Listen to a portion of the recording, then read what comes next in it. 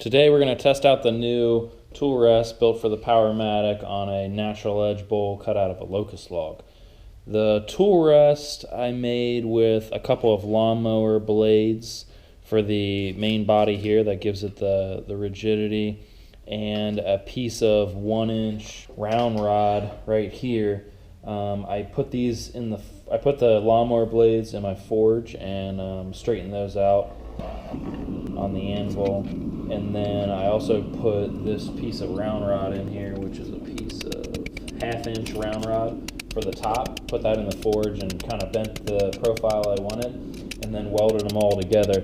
My welds don't look too pretty. Got a little bit anxious. I want to try this out before I get too far and clean it up the rest of the way. The intent of building the tool rest is really to be able to cut into bowls a lot deeper than I can with the Powermatic tool rest, the stock one, which is 14 inches long.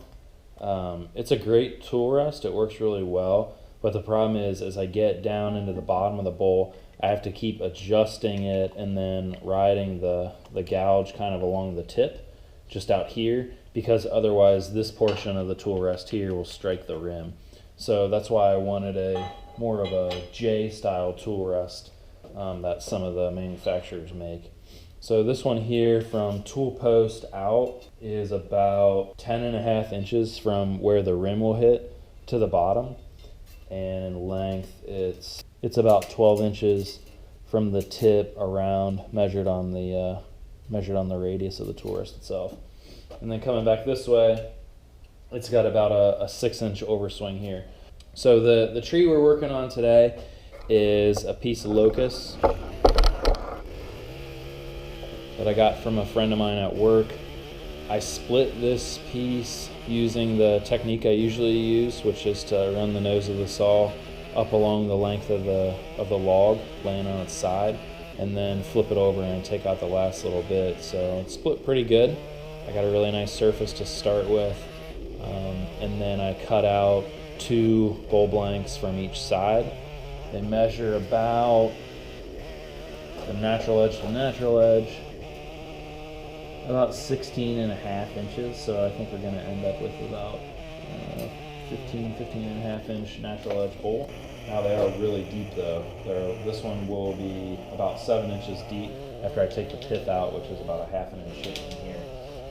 So the reason I'm going with that natural edge is because that is a little bit more difficult to cut, or rather you can get a deeper bowl with that, and I want to see how this guy performs. Alright, well hang in there and check out the rest of the video, and let's see how it turns out.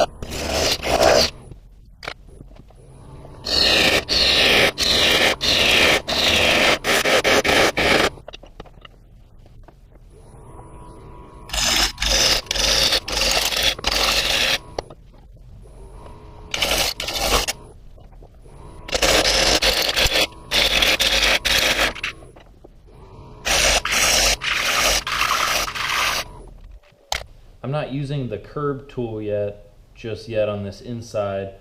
I don't really need it until I get down deeper in the bowl. That's when I start to move this around a lot more.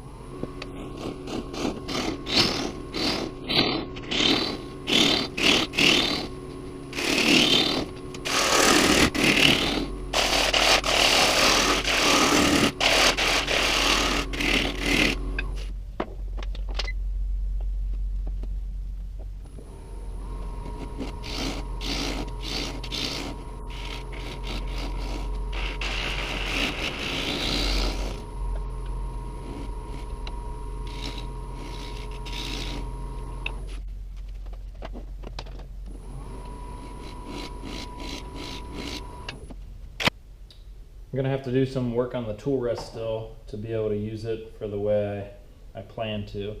You can see right here, the rim of the bowl is striking the tool rest right here, and I still got, I'm a good 1.1 from the wall right here. I think I need to take this back and cup this over. That way I get somewhat of a curve right here. Bowl turned out pretty good. See, I get that off there so it's not rubbing on the rim.